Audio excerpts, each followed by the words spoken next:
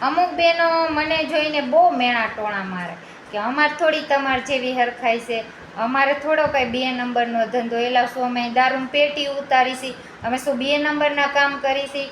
મારો ઘરવાળો સવારનો ટિફિન લઈને વિયો જાય, વાર તહેવાર કાંઈ નહીં જોવાનું, ગમે તેવી ટાઈટ હોય, તડકો હોય, વરસાદ હોય, તો એ કામે વિયો જાય, સાંજે ઠેઠ આવે, એ કોઈ ન દેખાય. બસ અમે લીલા પીરા થઈને ફરી એટલે એ ખટકે.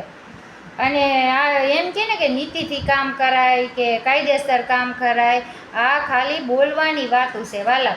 અને આ એ જ વાતું કરી શકે જેને વારસાઈમાં પ્રોપર્ટી જમીન જાયદાદ મળ્યું હોય ને એને.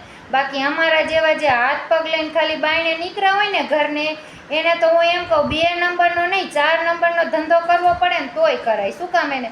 જો પૈસા વગર તમને કોઈ સારો આવકાર હોય ન દે, આ મારો ખુદનો અનુભવ છે વાલા.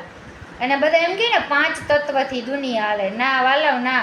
આ કળિયુગ છે, 6થું તત્વ આવી ગયું છે, એ છે કાવડિયા રૂપિયા. પૃથ્વી, જળ, વાયુ, આકાશ, અગ્નિ, આ 5 તત્વ છે ને, 6થું તત્વ છે રૂપિયા.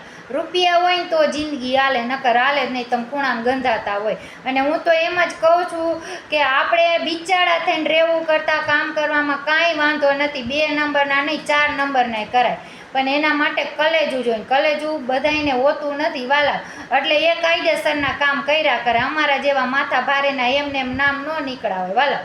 તમારું શું કહેવું વાલા?